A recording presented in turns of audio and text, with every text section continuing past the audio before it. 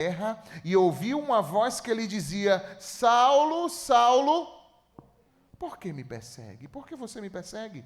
Saulo perguntou: Quem és tu, Senhor? Ele respondeu: Eu sou Jesus. Eu sou Jesus a quem você persegue. Levante-se, entre na cidade, alguém dirá o que você deve fazer. Os homens que viajavam com Saulo pararam, emudecidos, ouviam a voz, mas não viam ninguém. Saulo levantou-se do chão e, abrindo os olhos, não conseguia ver nada. E os homens o levaram pela mão até Damasco. Por 3 dias ele esteve cego, não comeu e nem bebeu. E em Damasco havia um discípulo chamado Ananias. O Senhor o chamou numa visão: Ananias! Eis-me aqui, Senhor, respondeu ele. E o Senhor lhe disse: Vá à casa de Judas, na rua chamada Direita, e pergunte por um homem de Tarso chamado Saulo. Ele está orando. E numa visão ele viu um homem chamado Ananias chegar e impor-lhe as mãos para que voltasse a ver. Respondeu Ananias: Senhor, eu tenho ouvido muita coisa a respeito desse homem e de todo o mal que ele tem feito aos teus santos em Jerusalém. Ele chegou aqui com autorização dos chefes dos sacerdotes para prender todos os que invocam o teu nome.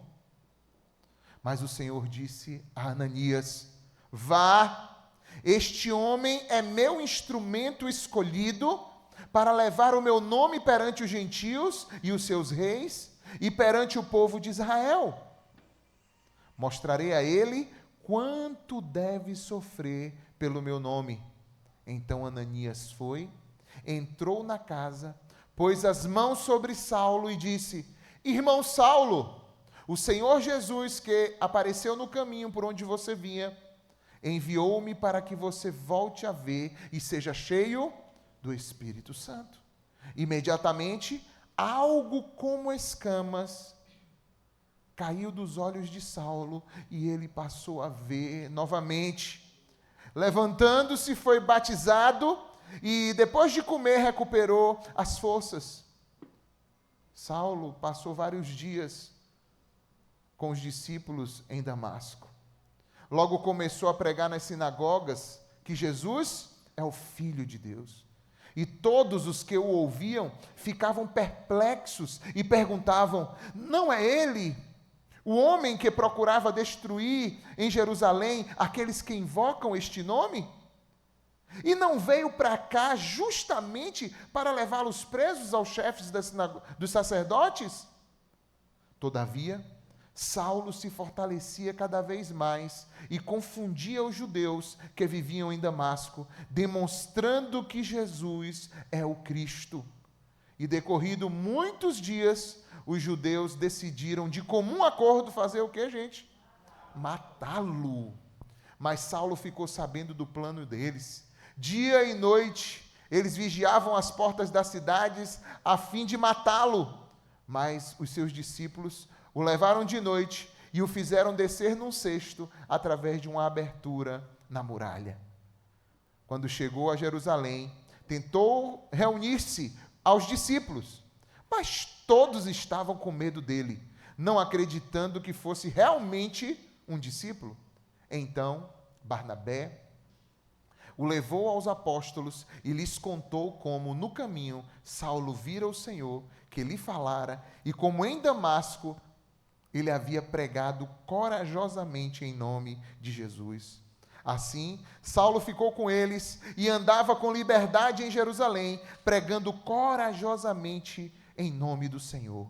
Falava e discutia com os judeus de fala grega, mas estes tentavam matá-lo. E sabendo disso, os irmãos o levaram para Cesareia e o enviaram para Tarso. A igreja passava por um período de paz em toda a Judéia, Galiléia e Samaria. Ela se edificava e, encorajada pelo Espírito Santo, crescia em número, vivendo no temor do Senhor. Fala conosco, Senhor, na Tua palavra, em nome de Jesus. Amém. Podem sentar, queridos. O tema da nossa mensagem de hoje é esse aí. Ainda. Ainda. Se você parar para ver novamente o versículo 1, diz assim: enquanto isso, Saulo o quê? Ainda. Saulo ainda. Gente, todos nós temos esse ainda na nossa vida. Todos nós, um dia éramos perdidos ainda. Talvez você está aqui hoje e você ainda está perdido, ainda não entregou teu caminho, a tua vida a Cristo. Ainda. Talvez você já entregou tua vida a Cristo, mas você não tem vivido ainda aquilo que Deus quer de você. Talvez Deus tenha um chamado para a tua vida, um propósito, uma missão, mas isso ainda não está sendo vivido, isso ainda não chegou na plenitude ou naquilo que é o centro da vontade do Pai para a sua vida. E eu não estou falando só de gente que está fora dos caminhos do Senhor, da igreja, mas eu estou falando também de nós, que muitas vezes, mesmo estando já na igreja, convertidos, estamos resistindo ao Senhor, resistindo à voz de Deus e tudo que o Senhor quer para nós. Talvez você tenha lutado em algumas áreas da sua vida, alguns direcionamentos que Deus te deu, e isso ainda não se cumpriu. Enfim, esse ainda representa também aqueles momentos em que aparentemente tudo parece perdido, mas que tem um Deus que está vendo tudo e que vai intervir para poder mudar a trajetória, mudar essa situação. Quantos creem? Aleluia. O texto que nós lemos diz que Paulo ainda respirava ameaças contra o povo de Deus, perseguindo os cristãos. Ou seja, todo o fôlego dele, todo o ânimo dele era para fazer aquilo que ele considerava correto. E que ele estava fazendo, inclusive, a vontade de Deus, sendo zeloso pela vontade de Deus. Porque esse povo novo que chegou aí, esse povo tá indo de encontro àquilo que a nossa tradição prega. Paulo, que era judeu, via-se ameaçado pela pregação do Evangelho de Cristo, que agora começava a alcançar pessoas e oferecer salvação a todas as pessoas, independente da tribo, da língua. Bastava agora que alguém cresce em Cristo e estaria salvo. Isso trazia ao coração dele um espírito inquieto e um desejo de, a qualquer força, refrear aquilo que Deus estava fazendo através do Evangelho. Quantas vezes a gente está, literalmente, sabendo que a gente está fazendo erro e a gente não se arrepende? E quantas vezes a gente acha que está fazendo certo, mas está errado, porque não estamos discernindo a voz de Deus para as nossas vidas? Eu não sei qual das duas coisas é pior. Não sei se é pior realmente você estar consciente do seu erro e continuar a fazê-lo, ou se é pior você viver enganado, achando que está fazendo certo por não dar ouvidos à voz do Senhor. Tem muitas pessoas que se enganam uns aos outros, mas estão ferindo a santidade de Deus, o propósito de Deus, a vida de Deus, para você, para o outro, perseguindo aquilo que Deus quer fazer, quer realizar. Deus, Ele tem o seu jeito, porque Ele tem um ainda. Ele diz assim: você pode ir até um determinado porque em determinado ponto eu vou intervir. E foi o que aconteceu na vida de Saulo. Deus, pela sua soberania, põe um freio à maldade do coração humano, à impiedade que existe no mundo. Nós temos visto como as coisas têm acontecido e como tantas maldades têm se proliferado mundo afora. Ainda, porque chegará o tempo que o Senhor intervirá com a sua justiça. A maldade, irmãos, não durará para sempre. O pecado não vai trazer frutos positivos. Quem semeia da carne colherá corrupção. Mas quem semeia no Espírito, do Espírito, colherá a vida eterna. Não vale a pena, o crime, como diz a história, não compensa. O pecado não compensa. Não compensa andar fora da vontade de Deus. Será que é você aqui nessa noite que está conscientemente indo de encontro à vontade de Deus na sua vida, desobedecendo, se iludindo? Será que talvez você fale assim, não, Alex, eu acho que está tudo bem, mas será que esse está tudo bem está amparado na vontade de Deus expressa na sua palavra? Ou você criou a sua forma de viver e por essa forma de viver você tem se baseado? Qual tem sido o fruto disso? Aonde vamos chegar? O Senhor está te dizendo nessa noite, ainda.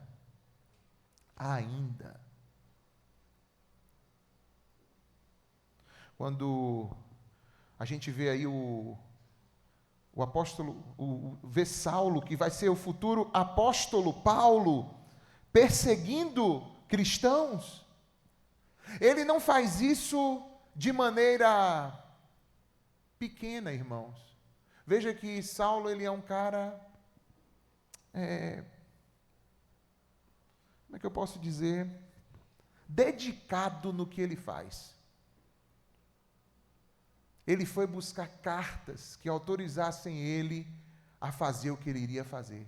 Ele foi debaixo de uma cobertura legal, religiosa.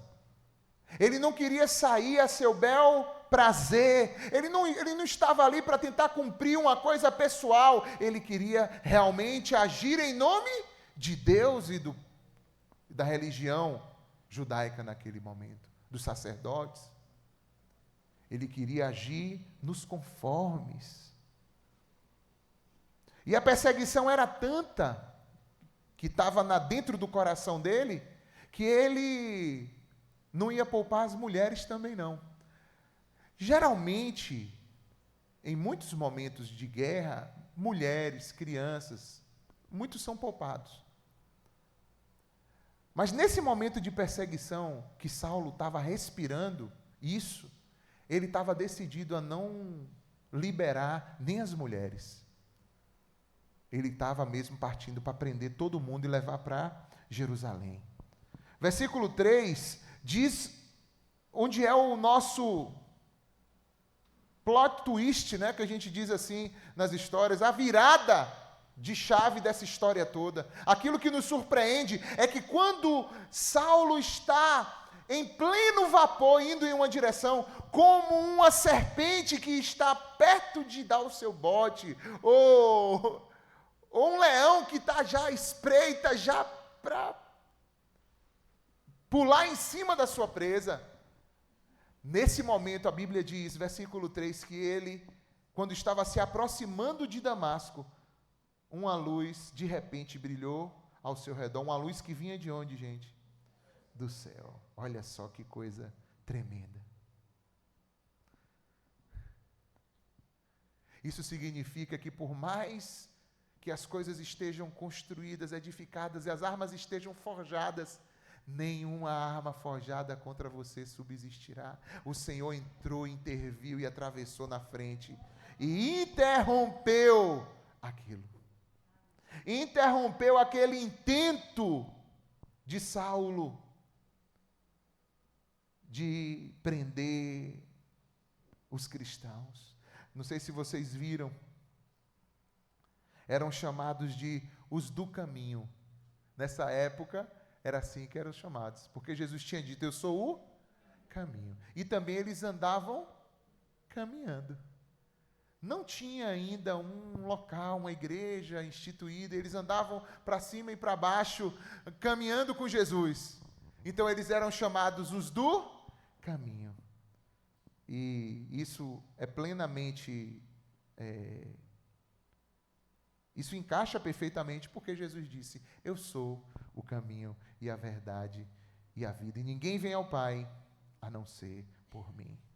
E quando essa luz vinda do céu brilhou sobre ele, a palavra do Senhor diz que ele caiu por terra. Ele caiu por terra.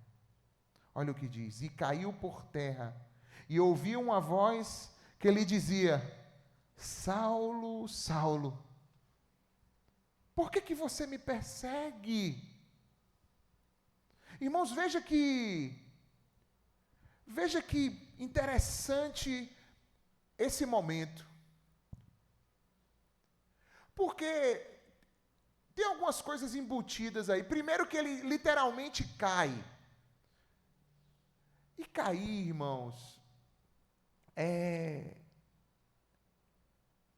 alguém derrubar alguém é como se você, na linguagem das lutas de hoje, é como se você tivesse meio que finalizado a pessoa, né? A fulano finalizou o outro. Pronto. É como se Deus tivesse finalizado Saulo. Feito Saulo bater 3 vezes na lona e dizer, ok. O texto não diz se ele estava numa cavalgadura ou não, pode ser que estivesse, mas o texto não diz isso, né? Mas o fato é que, de uma postura em pé, diligente num determinado sentido, agora o homem estava onde? No chão.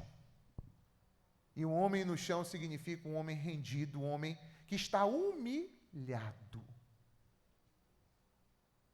Existem momentos em que, de fato, a gente precisa se humilhar. Mas existem momentos que o próprio Deus nos humilha, se a gente endurece o nosso coração. E é o que Deus fez com ele. Ele estava tão endurecido e envaidecido e com uma força tão grande num determinado sentido que foi necessário que Deus o humilhasse. O Senhor sabe como fazer isso, gente. O Senhor sabe como dissolver o orgulho de dentro do coração do homem. E uma das formas que Deus faz isso é fazendo o homem cair. É fazendo o homem cair. E eu vou dizer para vocês uma coisa. Existe uma desvantagem muito grande quando você não cai.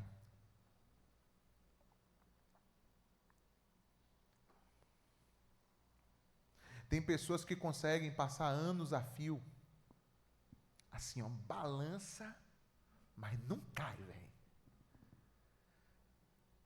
Deus já empurrou.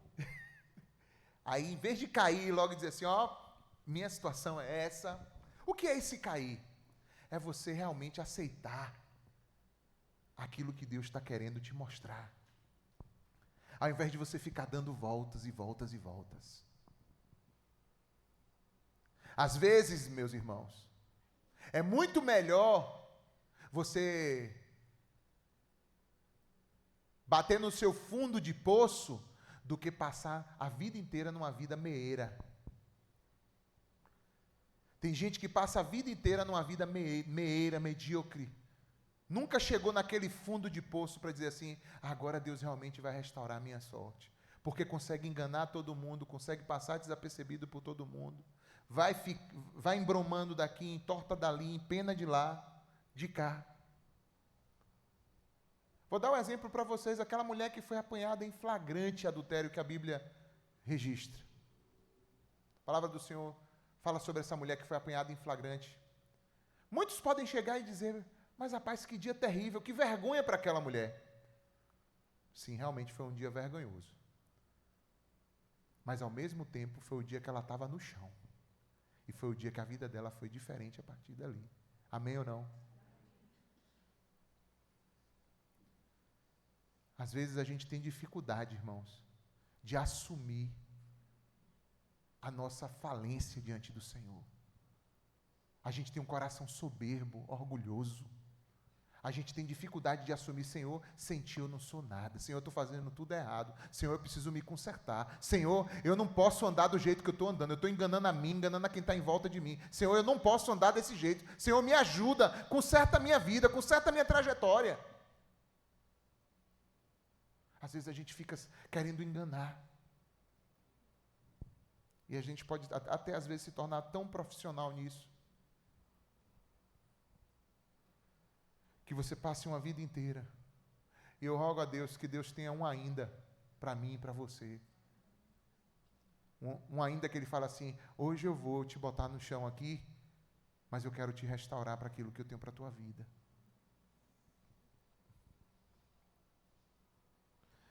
E ao mesmo tempo que o Senhor derruba ele, o Senhor coloca uma pergunta para ele. Porque ele ouve uma voz do céu, e essa voz é uma voz que diz assim, de forma direta: ô Saulo, por que você me persegue? Qual é a lógica disso? De onde é que você tirou isso? Ele aí toma um susto, eles caem em si, porque, veja irmãos, quando eu olho para essa situação de Saulo aqui, eu entendo que, mesmo que literalmente não aconteça com todo mundo o que aconteceu com ele, mas o processo de conversão é como se fosse isso aqui, fosse um arquétipo de um processo de conversão, onde, para a conversão acontecer, a gente precisa primeiro ser humilhado no sentido das nossas razões, da gente se arrepender, da gente dizer: Senhor, eu estou errado e o Senhor é que está certo. E do Senhor perguntar para nós: por que você está vivendo desse jeito? Por que você está entregando a tua vida, o teu corpo, o teu tempo? Por que você está entregando a tua energia, os teus dons, os teus talentos nessa direção? Por que você está me perseguindo? Porque no final das contas, todas as vezes que estamos caminhando fora da vontade de Deus, irmãos, nós estamos lutando contra Deus, contra o reino de Deus, contra a vontade de Deus. Ou é uma coisa, ou é outra. Só existem dois caminhos, só existem duas direções. Não tem três direções. Quando a gente vê aí no texto, diz assim: por que me persegue? Saulo perguntou então: quem és tu, Senhor? E Jesus se revela para ele e diz: eu sou Jesus, a quem você persegue. É quando o Senhor nos confronta com a verdade. Conhecereis a verdade vos... Até aquele momento ele tinha uma verdade no coração dele. Mas o Senhor o humilha, o abate e diz: não é por aí, velho, você está errado. Ao invés de você estar fazendo o que eu quero, você está perseguindo a minha vontade. Eu sou Jesus a quem você persegue. Eu sou Jesus. E você está me perseguindo, ou você está indo de encontro à minha vontade. Essas pessoas que você está indo perseguir, prender, bater, talvez até matar, essas pessoas, todas elas estão vivendo segundo o meu coração e a minha vontade. E você está achando que está certo, enquanto eu estou querendo te conduzir em outra direção. Quantos estão comigo ainda aí nessa noite? Deixa Deus falar contigo. Deixa o Senhor tocar no teu coração. Deixa o Senhor falar com você. Olha o que é que diz ainda. O versículo 6. Levante-se e entre na cidade, e alguém dirá o que você deve fazer. Dentro do processo de conversão, irmãos, nós temos que ter também discipulado. A gente precisa ter alguém que nos diga o que fazer quando a gente está começando a nossa jornada. Saulo é uma pessoa que sabia de tudo que ele tinha que fazer. Era um cara muito inteligente, irmãos, muito preparado em vários sentidos. Mas agora ele estava o quê? Cego. E agora o Senhor disse: eu vou mostrar alguém que vai dizer a você o que você tem que fazer. Quantos aqui estão se sujeitando à palavra de Deus, irmãos? Quantos aqui procuram ter um relacionamento sadio, um discipulado, alguém que possa dizer para você: olha, qual é a direção da palavra nisso aqui que eu não estou sabendo direito? A gente precisa ter, isso chamamos de discipulado. Precisamos nos sujeitar a isso. A igreja de Cristo, ela é feita dessa forma. Quando pessoas que já têm uma relação com Deus podem te instruir no caminho que você agora está fazendo. Quando Jesus disse: ide por todo o mundo, fazei discípulos de todas as nações, batizando-os em nome do Pai, do Filho e do Espírito Santo, e o quê? Ensinando-os a guardar todas as coisas que vos tenho mandado, e eis que estou convosco todos os dias, até a consumação dos séculos. Aleluia, aleluia, exaltado seja o nome do Senhor, aleluia.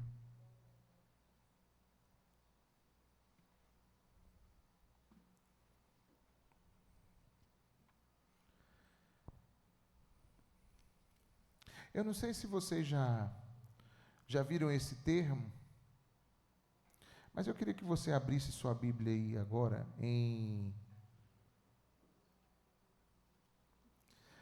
Eu queria uma pessoa, na verdade eu quero uma pessoa que tem uma versão da Bíblia, deixa eu ver se a outra versão aqui tem isso.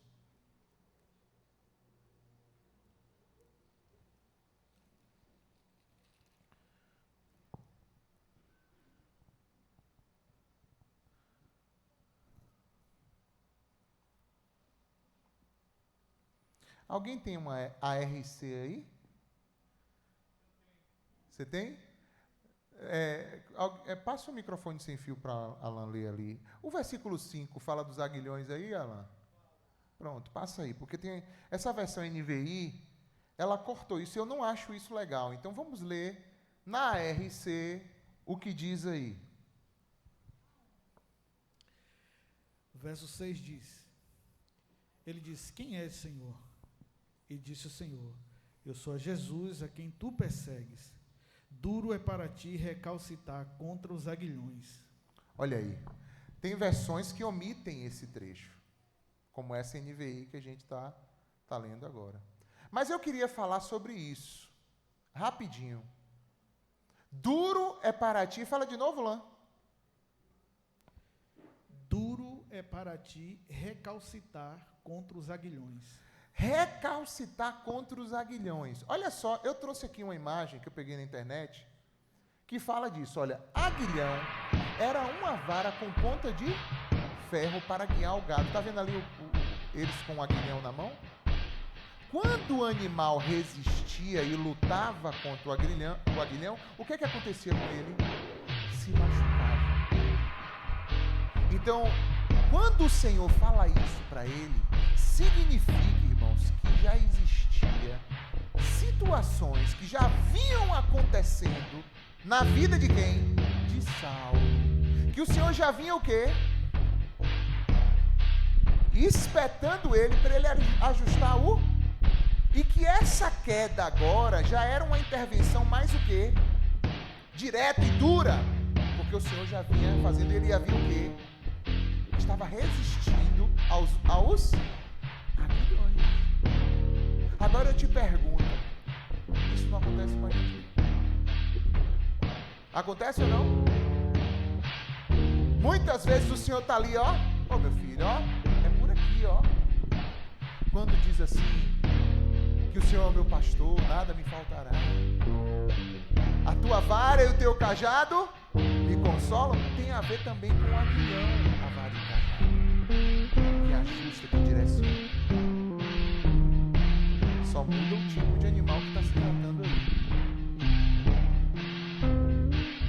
Então você já tomou uma aguilhãozada daqui, uma aguilhãozada dali, você vai ficar resistindo aos aguilhões. Isso é duro, isso só vai te machucar. Isso só faz você perder tempo na tua trajetória. ferir a tua própria vida, ferir pessoas, e você vai continuar se enganando e enganando a quem quer que seja?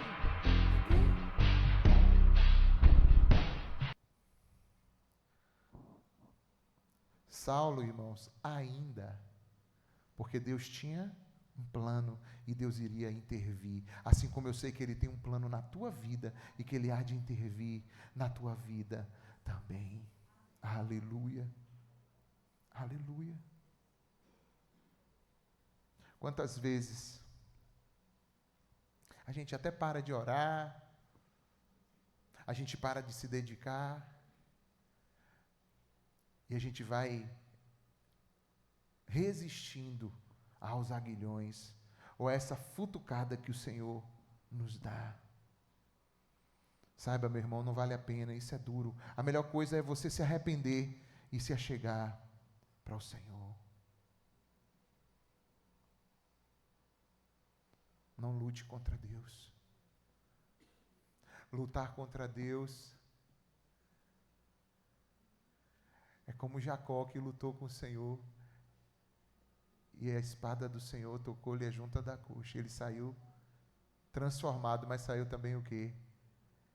Manco, machucado, marcado. Que possamos viver a vontade do Senhor, nos entregar à vontade do Senhor. Vamos seguir adiante. Vamos ler mais alguns versos e comentar. Versículo 7. Os homens que viajavam com Saulo pararam emudecidos. Ouviam a voz, mas não viam a ninguém. Irmãos, Deus tem uma maneira de trabalhar com cada um. Talvez eles possam ter recebido uma rebarba ali naquele dia, e talvez outros também possam ter se convertido. Mas a forma como Deus trabalha com cada pessoa é com cada pessoa. Você veja aqui que com eles foi de um jeito, com Saulo foi de outro. Deus tem uma maneira de agir na sua vida, uma maneira de agir na minha, e cada um de nós precisa estar apercebido do que Deus está querendo fazer com cada um de nós. Eu até achei impressionante hoje os louvores, a gente nem tinha acertado, mas 2 dos louvores tocam nesse ponto desse texto.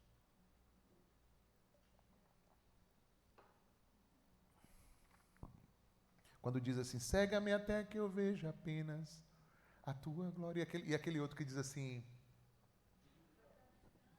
cairei, filho de Davi. Então aquilo que Deus age na vida de um, é de um jeito, na vida de outro, é de outro. Agora eu vou lhe dizer, o que Deus está fazendo na sua vida também pode impactar a vida de outros. Esse texto também revela isso.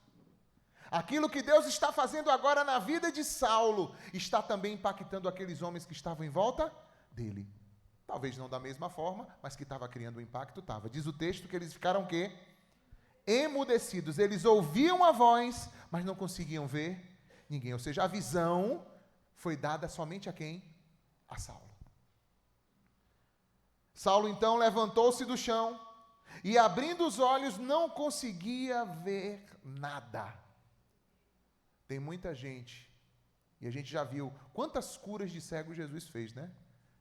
Mas Jesus fez cura de cegos e Jesus também tornou cegos. Está aqui um. Tem gente que para crer de cego precisa ver. E tem gente que para crer de ver precisa ficar cego.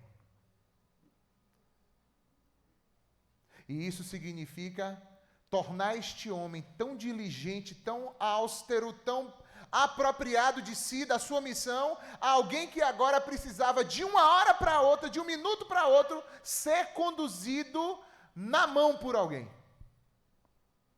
Ele ficou cego. O Senhor abateu as suas forças, o Senhor abateu as suas possibilidades, o Senhor tirou as suas habilidades, capacidades, para que ele pudesse de fato enxergar quem o Senhor era. Tem coisas, irmãos, na nossa vida que a gente só vai enxergar nos momentos da nossa fraqueza. Por isso que a palavra do Senhor diz, o Senhor diz, o meu poder se aperfeiçoa na sua fraqueza.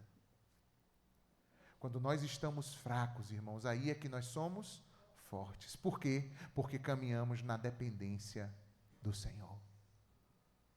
Abra teu coração, que toda resistência espiritual, todo espírito que trabalha para poder te proteger da ação do Espírito Santo, caia por terra, que essa palavra consiga adentrar o teu coração, a você que está aqui presente, você que assiste também pela internet, em nome de Jesus.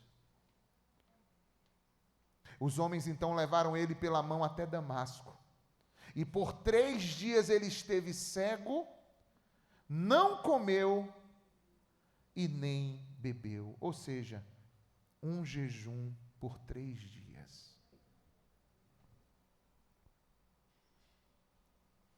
Um homem que estava tão bem, agora está sendo guiado pela mão. Um homem forte, destemido, com cartas na mão para fazer o que preciso fosse, agora está como uma criança indefesa, alguém que não consegue fazer absolutamente nada se alguém não lhe tomar pela mão. Às vezes você pode pensar num cego, um cego acostumado a ser cego, você vai ver que eles conseguem desenvolver uma habilidade muito grande, não é? Mas não é esse aqui o caso. Isso aqui é alguém que via e que agora está o quê? Cego. Então, ele está completamente rendido, entregue. O jejum representa também uma penitência, uma introspecção. Imagine agora quais são as cenas que estão diante do coração de Saulo. Com certeza não são mais cenas do exterior. Com certeza agora são cenas de onde? Do interior. Deus possibilitou que ele revisse a sua história, a sua trajetória, que tivesse um momento de consagração, de introspecção, de refletir. Talvez, por exemplo, já pensou se não veio na mente dele o que aconteceu com Estevão diante dele?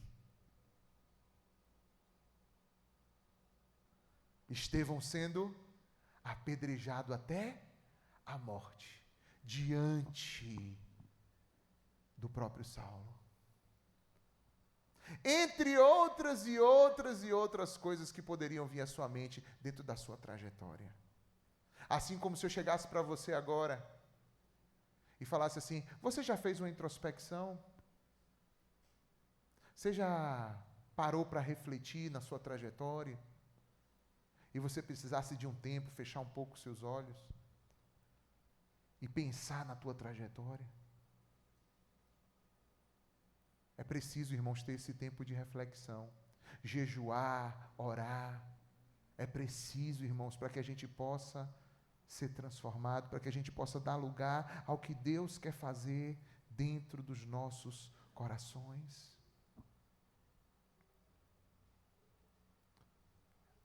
É necessário ser quebrado para que Deus possa restaurar. Se a gente quer realmente seguir a Cristo, viver com Cristo, a gente precisa passar por esse momento de quebra, onde a gente reconheça: Senhor, sem Ti eu não sou nada. Do outro lado, veja que de um lado você tem um homem poderoso, um homem poliglota, um homem conhecido da teologia, da história judaica, de tudo, um homem altamente preparado, andando no caminho errado. Ainda. E do outro lado, agora aparece no nosso texto alguém que o próprio nome já, na língua portuguesa, para nós já representa alguma pequenez: Ananias. Um cara pequeno, um cara que talvez não tivesse nenhuma notoriedade, nem fosse alguém importante, nem falasse tantos idiomas, nem nada disso. Mas um homem que era um discípulo. Um homem que estava disposto a ouvir a voz de Deus e o quê? Obedecer. Vamos ler aí esse trecho? Mais uma vez. Versículo 10. Em Damasco havia o quê? Um discípulo. Era assim que ele é conhecido. Chamado Ananias. Qual é a referência que se tem de você? Quem é você na fila do pão? Se alguém lembrar de você, vai lembrar de você como um discípulo, como alguém que segue a Cristo. Se alguém lembrar de você no teu trabalho, vai lembrar de você como um discípulo, alguém que segue a Cristo? Ou vai lembrar de você de alguma outra forma? Ele era um discípulo, Ananias. E o Senhor chamou ele numa visão, dizendo, Ananias! E ele disse o que, gente? Eis-me aqui, Senhor. E o Senhor disse, você vai à casa de Judas, na rua chamada direita. E esse direita aí, irmãos, não é direita de direita e esquerda, é direita de reta, de justa, de... Ok? É direita de correto. O Senhor lhe disse, vá à casa de Judas, a rua chamada direita, e pergunte a um homem de Tarso chamado Saulo. Ele está orando. Primeira coisa que eu quero falar aqui, Deus sabe exatamente onde você está, em que ponto você está. Quantos creem nisso? Quantos se alegram em saber que Deus está com você, que Ele está com os olhos dele em você, Ele sabe exatamente aonde você está, Deus sabe o teu nome, Deus sabe o nome da tua rua, Deus sabe o teu endereço, sabe onde você trabalha, Deus sabe quem são as pessoas da tua casa, da tua família, Deus sabe o que passa no teu coração, nos teus sonhos, nos teus desejos, na tua vontade, Deus sabe onde é que você está pisando na bola, o que é que você está fazendo. Deus disse, Ele está lá e está agora orando.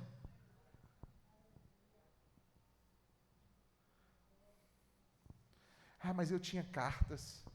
Onde é que deve ter parado aquelas cartas agora? Eu tinha cartas, eu ia numa missão, eu estava com tudo, com minha diligência toda pronta. E agora eu estou o quê? Eu estou parado, cego, dentro de uma casa de uma pessoa, orando, esperando que Deus faça algo na minha vida. E Deus está trabalhando e transformando a vida de Saulo por dentro.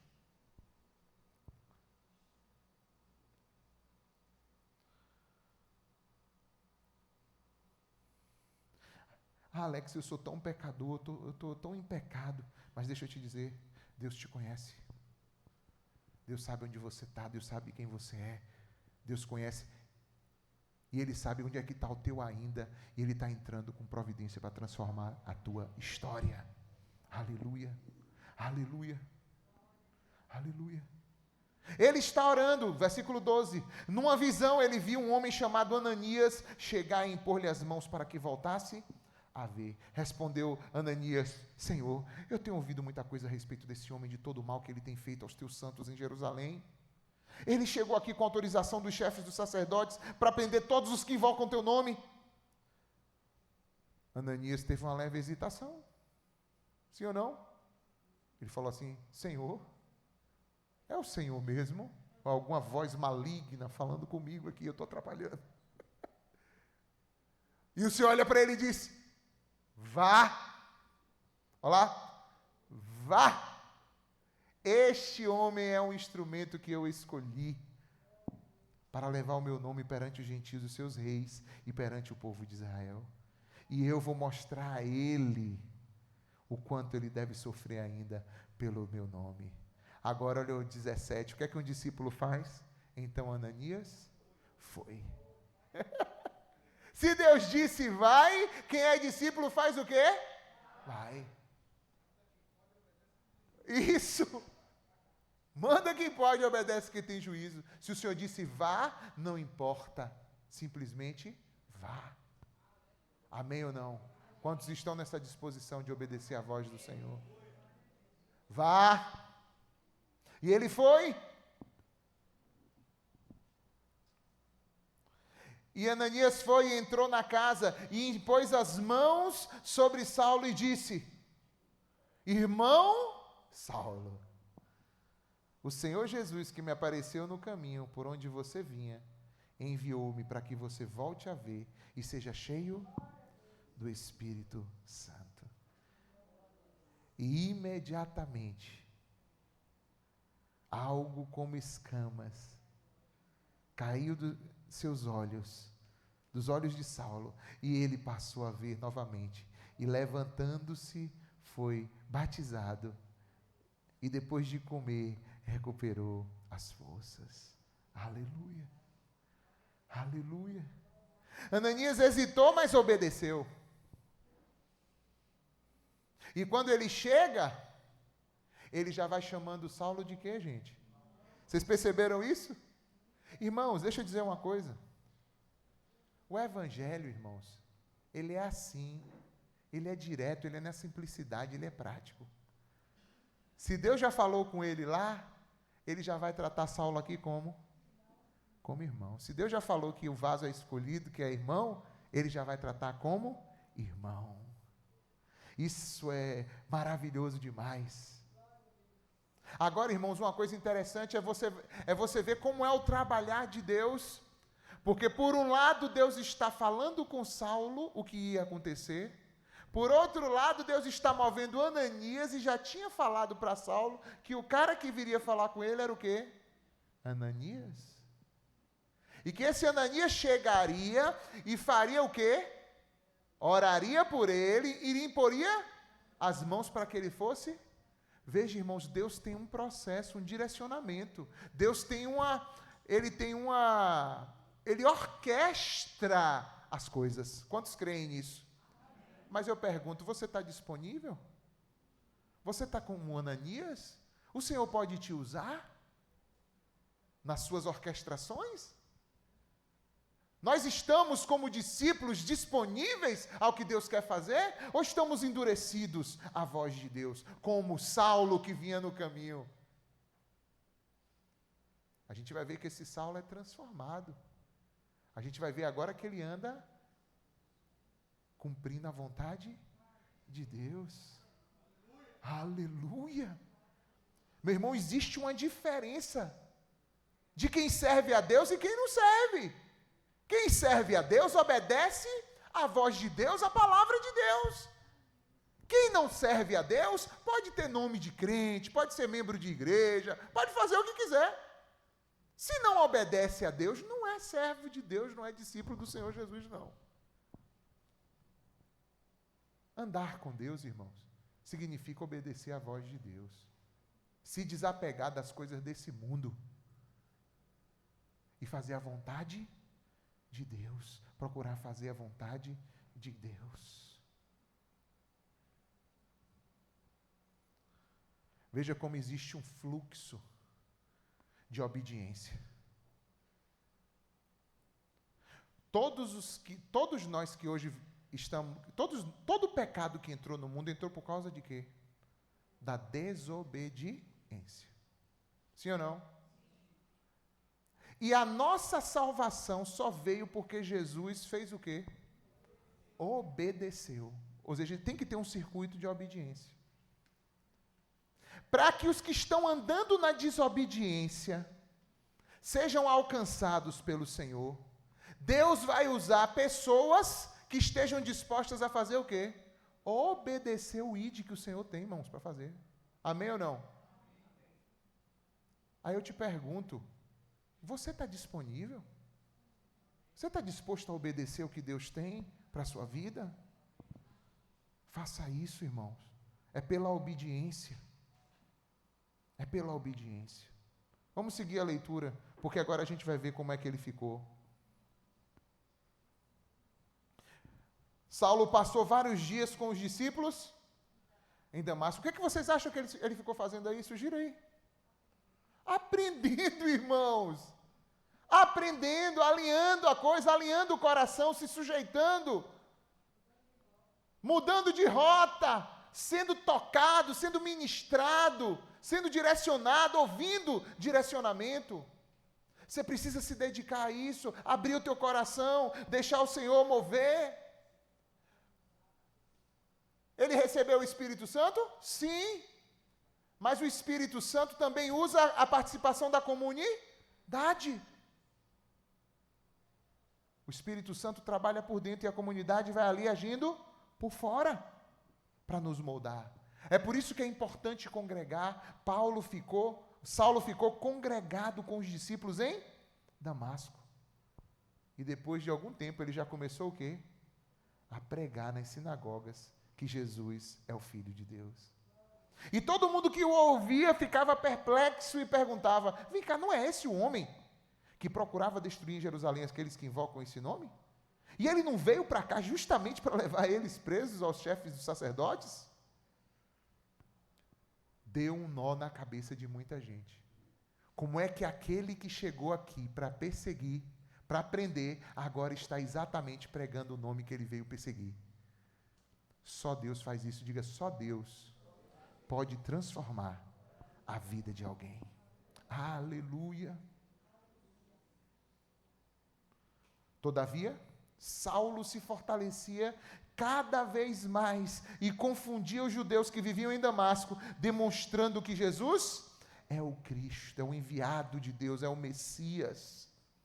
Decorridos muitos dias, os judeus decidiram de comum acordo matá-lo. Agora veja, o perseguidor se tornou agora perseguido. Aquele que iria assassinar, agora estava sendo buscado porque outros queriam agora matá-lo. Mas Saulo ficou sabendo dos planos deles. E dia e noite eles vigiavam as portas da cidade a fim de matá-lo. Mas os seus discípulos levaram de noite e o fizeram descer num cesto, através de uma abertura na muralha. Pausa. Tem direção de Deus, tem proteção de Deus, mas também tem estratégia e vigilância. Sim ou não? Há um elevador aí sendo produzido para poder descer gente pela muralha. Olha só. Quando chegou a Jerusalém, tentou reunir-se aos discípulos. Veja só. Tudo isso estava acontecendo aonde antes? Damasco. Só que os discípulos base, principalmente os apóstolos, estavam aonde? Em Jerusalém. E aí agora, lá vem ele, para Jerusalém agora de volta. Só que quando ele chega agora de volta, ele não é mais, gente, aquele Saulo. Ele já é agora um discípulo de quem? De Jesus. E tem resistência de todo lado. Ele vai ter resistência dos judeus, que ele saiu dali com aquelas cartas em mãos para poder perseguir cristãos, então ele não vai encontrar mais amizade desses. Ele vai continuar sendo perseguido, mas ele vai encontrar também uma resistência por parte de quem? Dos apóstolos que estavam ali. Porque eles tinham medo, não tinham certeza se o que tinha acontecido com Saulo tinha sido verdadeiro ou não. E aí o que foi que aconteceu? Olha só. Então, estamos em qual? 26. Quando chegou a Jerusalém, tentou se reunir aos discípulos, mas todos estavam com medo dele, não acreditando que fosse realmente um discípulo. Quantas vezes isso não acontece com a gente? Quantas vezes quando alguém se converte, a gente tem nosso pé atrás, é ou não é? Como igreja. Quantas vezes quando alguém entrega a vida a Cristo, a gente que já é mais antigo na fé, fica sempre com o pé atrás, será que é mesmo? Será que se converteu mesmo? E olha o que foi que aconteceu. Surge uma terceira pessoa aqui em destaque. Então Barnabé o levou aos apóstolos e lhes contou como no caminho Saulo vira o Senhor e que lhe falara, e como em Damasco ele havia pregado corajosamente em nome de Jesus. E assim Saulo ficou com eles e andava com liberdade em Jerusalém, pregando corajosamente o nome do Senhor. Ou seja, Barnabé foi alguém que foi usado por Deus para trazer Saulo à comunhão com os discípulos. Irmãos, eu até conversava com Carol hoje sobre isso. Sempre que alguém se converte na igreja, a gente precisa ter uma certa atenção, irmãos. Porque essa pessoa, quando está chegando, ela está precisando de crescimento, de ensino, e está precisando também desse outro aspecto, que é do testemunho e da comunhão que precisa ser gerada e provocada. Para a questão do ensino, irmãos, a gente tem hoje aqui uma sala chamada Nova Vida, que a pessoa pode participar, participando, se preparando para o batismo, seja lá o que for. A gente tem. Mas a gente precisa fazer um papel como esse que Barnabé fez. Diz assim, olha, vem cá, vamos aqui junto comigo. O pessoal está resistente a você, eu vou dar um bom testemunho a seu respeito. Bora.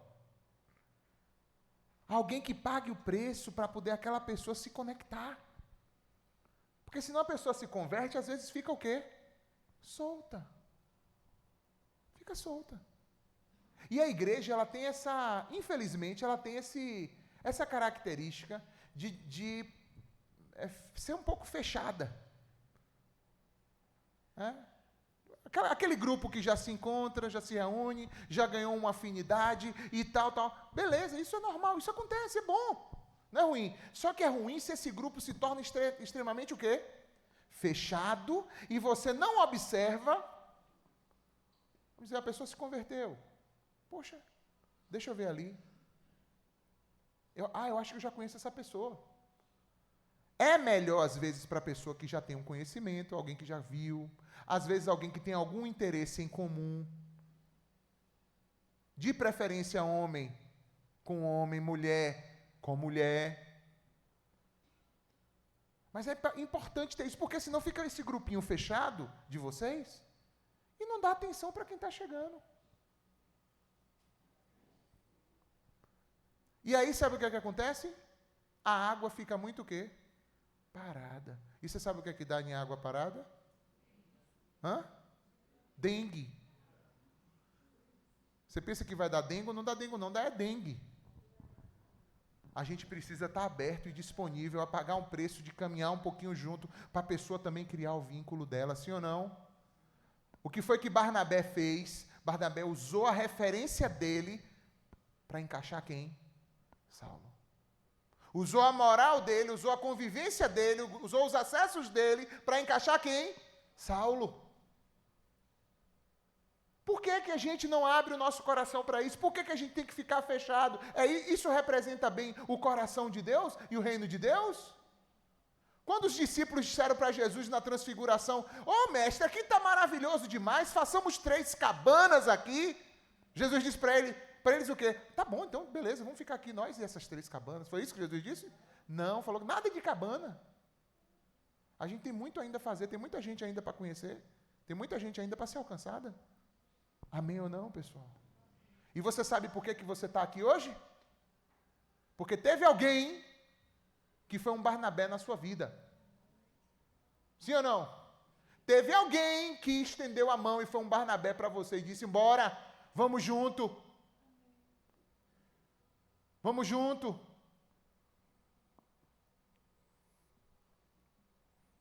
Versículo 29. Saulo falava e discutia com os judeus de fala grega, os de cultura helenística, né? Helênica, né? De cultura helênica, né? Gente cheia de filosofias. O apóstolo agora começa a aparecer. O propósito dele começa a aparecer. Porque na hora que surgiu uma pessoa com determinado corte, os próprios discípulos já falavam assim, manda Saulo lá conversar com eles. Era assim ou não era? Era. Esse pessoal é assim? Eu sei uma pessoa que pode conversar com ele, só um instantinho. Saulo, chega lá. Troca uma ideia com esse pessoal aí. E ele tinha agora convertido, Deus agora estava usando também as suas habilidades para o propósito do reino de Deus. Amém ou não? Deus te desenvolveu em habilidades e coisas, Ele quer usar isso para o louvor da glória dEle. Deus te deu acessos, posições, condições, Deus quer usar isso para a glória dEle. Deus te forjou de alguma forma na tua trajetória, mesmo no tempo que você ainda estava distante dEle, mas Ele vai usar isso agora para a glória dEle. Lembra quando Jesus encontrou os pescadores lá e disse, pois então, agora vocês serão pescadores de homens. Aleluia.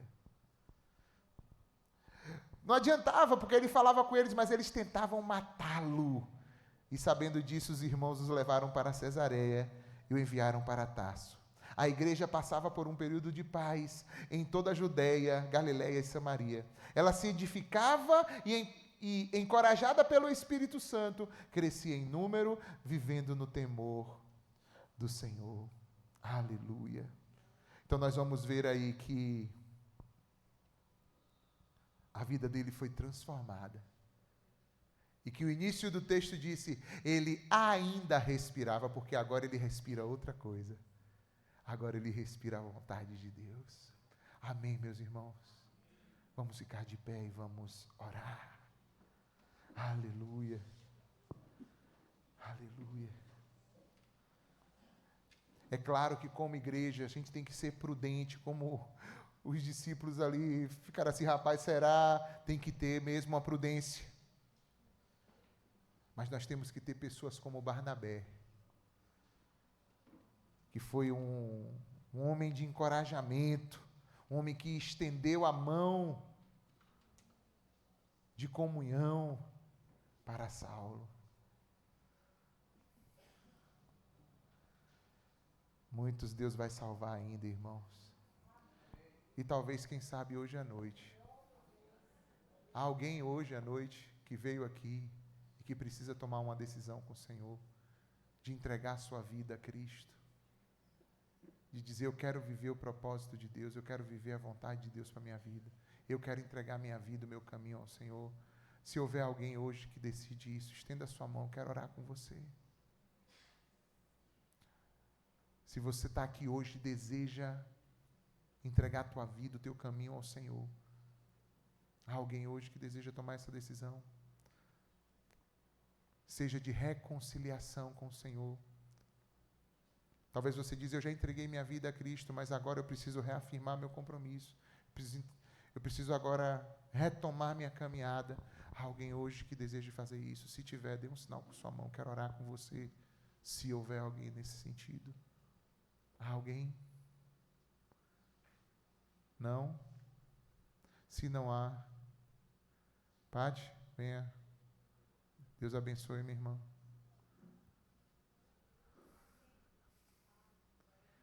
Vem cá. Glória a Deus. Vem cá, Pati. Qual é a tua decisão hoje aqui, Pati?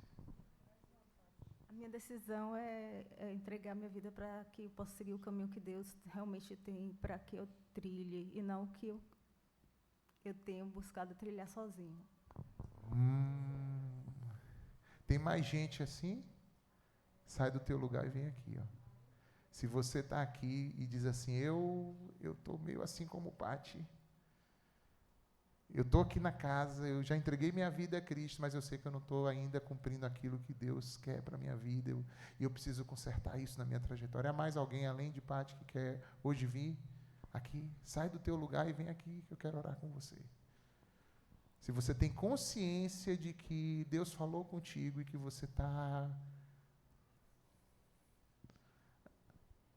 nesse caminho de Damasco hoje, precisando tomar essa queda para poder se ajustar. Tem alguém mais? Não? Então vamos orar por Pati aqui, vamos? Pai, nós estamos em Tua presença, Pai. Eu quero Te agradecer pela Tua palavra para nós hoje. Ah, Senhor, como nós precisamos de Ti, Senhor. Como precisamos compreender esse ainda que o Senhor tem. Que o Senhor diz, olha, esse aí é um servo escolhido meu. Ele pode estar longe, mas isso é por enquanto. Mas eu estou trazendo de volta para mim, eu vou colocar naquilo que eu quero, eu vou aprumar conforme a minha vontade, o meu querer. Senhor, em nome de Jesus, hoje opera aqui nas nossas vidas, nos nossos corações, transforma-nos, Senhor. Ajuda a gente a não viver enrolando, Senhor, mas que a gente venha saber, Senhor, ouvir, discernir a Tua voz, as Tuas perguntas para nós, dizendo, por que você está fazendo isso? Por que você está me perseguindo aqui ou ali?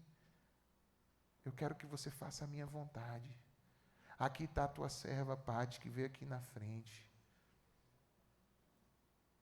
que se colocou aqui diante do Senhor. Eu posso estar até enganado, mas eu tenho certeza em mim que tem outros aqui que estão com esse mesmo sentimento. Talvez não tiveram a mesma prontidão ou coragem até de vir aqui na frente. Mas eu sei que essa palavra fala a todos nós, Senhor, de como nós também estamos muitas vezes, Senhor, recalcitando contra os aguilhões do Senhor. Estamos muitas vezes resistindo o teu direcionamento para as nossas vidas.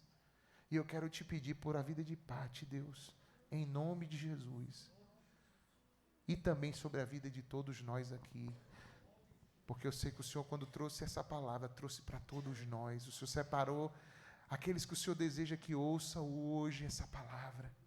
Seja aqui, Senhor, seja também aqui, até pela transmissão, Senhor, que chegue lá, fresca, com fogo, com poder, para transformar a trajetória e a vida, Senhor. Que haja, Senhor, uma mudança, uma transformação de trajeto, que haja um quebrantamento, que haja, Senhor, uma rendição ao Senhor, que haja confissão, arrependimento, que haja cura, que haja libertação, Senhor, em nome de Jesus, e que Tu possas operar a Tua vontade, o Teu querer, o Teu propósito sobre nós. Então, Senhor, muito obrigado. Obrigado pela Tua palavra. Obrigado pelo Teu Espírito Santo. Obrigado, Senhor.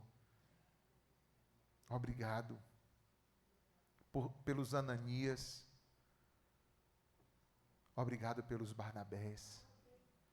E obrigado por tantos outros como nós que fomos também transformados como Saulo foi. Obrigado, Senhor. Porque tudo é da Tua obra, é da Tua vontade, é do Teu querer. E nós oramos agradecidos em nome de Jesus. Amém. Dê glórias ao nome do Senhor. Aleluia. Glórias ao nome do Senhor. Aleluia. Nós vamos, nesse momento agora, irmãos, já estamos chegando ao final, mas nós vamos agora, com alegria e com fé, render ao Senhor os nossos dízimos e ofertas. Eu quero aproveitar a oportunidade, Alain, vem cá, Alain, fala aqui para o pessoal.